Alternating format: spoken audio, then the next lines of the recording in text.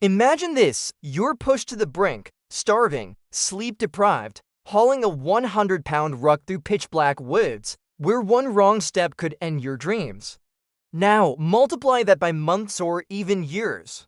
What if I told you that two of the US Army's most grueling schools turn ordinary soldiers into elite warriors, but in ways that shatter your body and mind differently?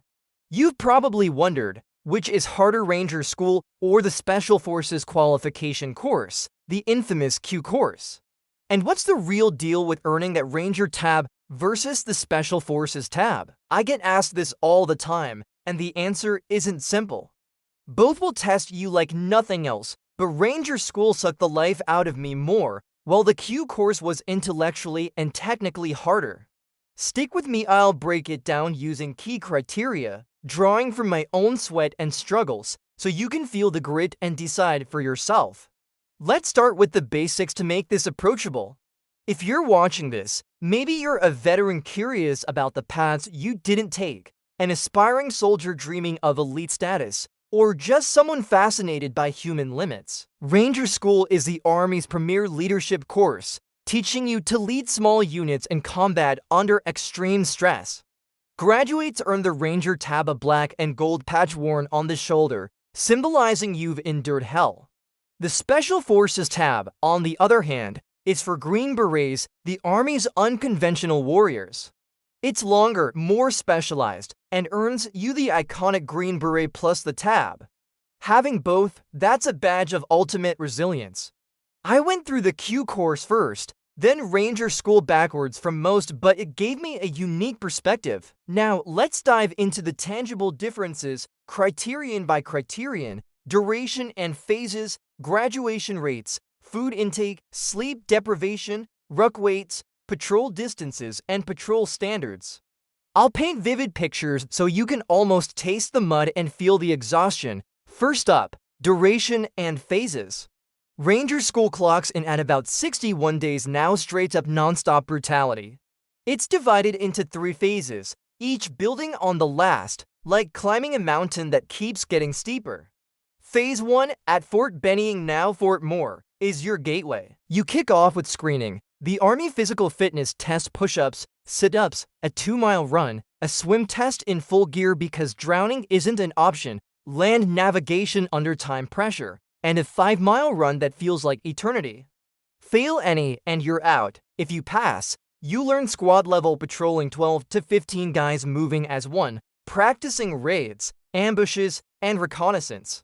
It's classroom theory slammed into field reality, crawling through Georgia dirt, whispering orders while your heart pounds.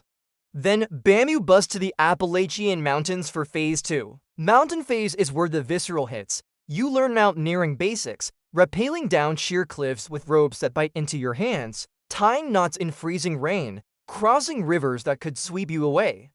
Patrols upscale to platoon level 30 to 40 soldiers, coordinating in rugged terrain. Imagine hauling gear up 2,000-foot elevations, legs burning, lungs screaming, while planning attacks on enemy positions. It's not just physical, it's mental chess in the wilderness. After that, you airborne jump into Florida's swamps for Phase 3. Survival training first, building shelters from palmettos, eating whatever you forage, snakes, anyone? And evading captors. Then, 10 days of jungle patrols, platoon ops in human hell, where vines snag your every move and mosquitoes feast on your sweat-soaked skin. The only break, a measly 6 hours before mountains. No weekends, no downtime, it's a relentless grind that makes every second feel like survival.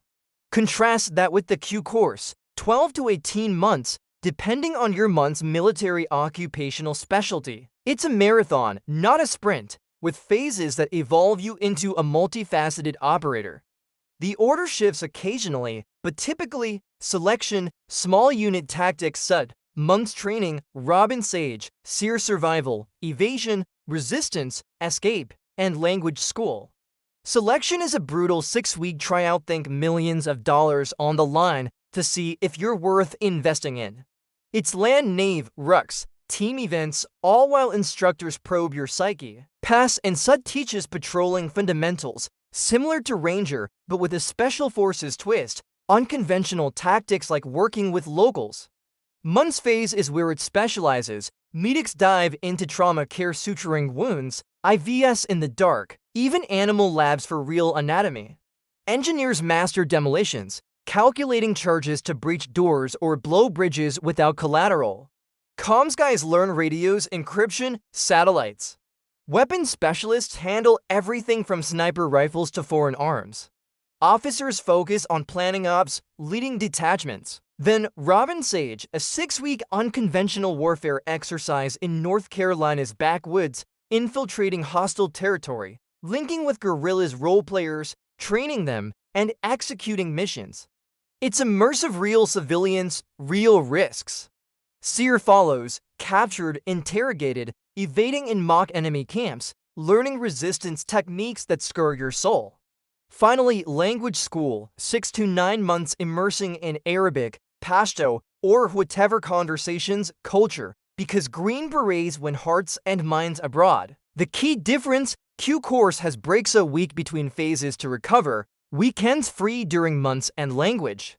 You recharge, hit the gym, eat real food. Ranger, no mercy. It's shorter but feels eternal because it's unyielding. In Ranger, you're a cog in a machine. In Q, you're forged into a versatile tool.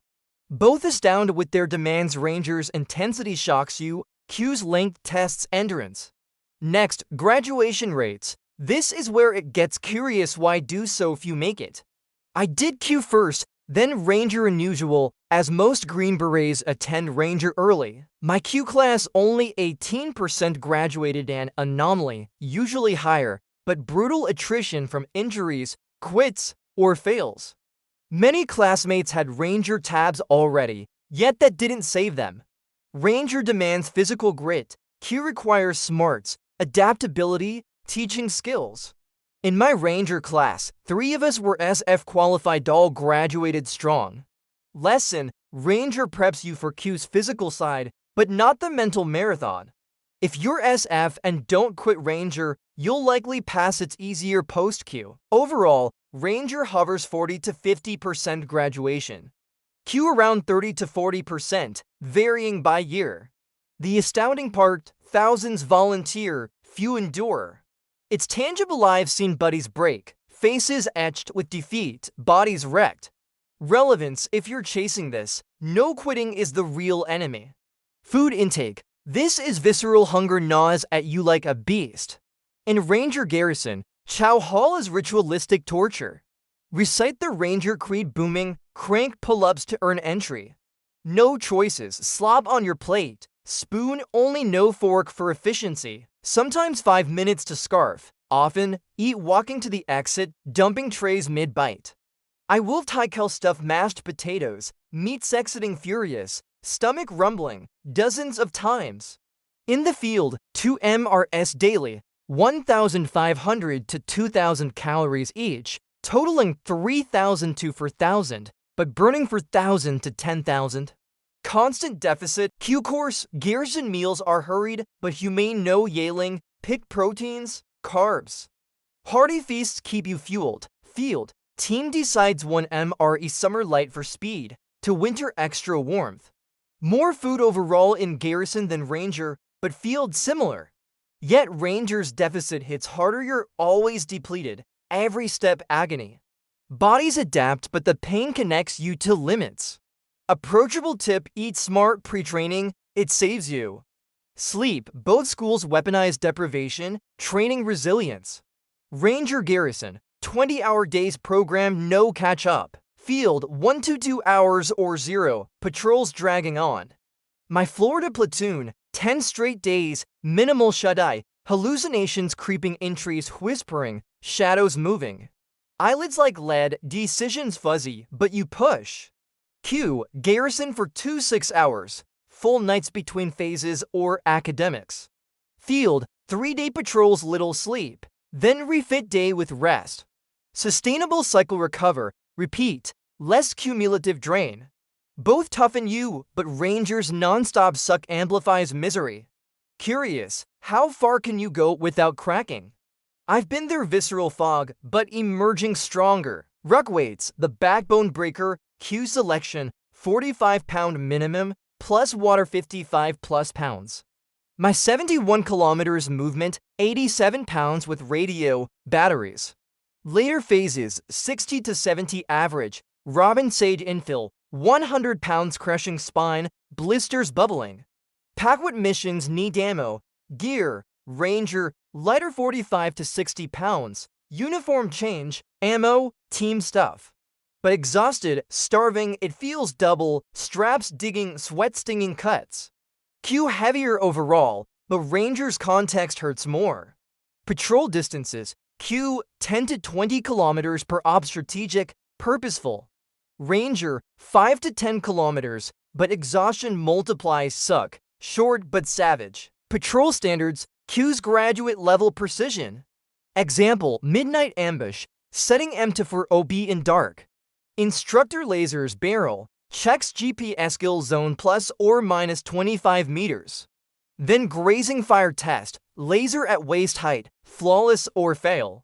Ranger high, but no such micro checks undergrad intensity.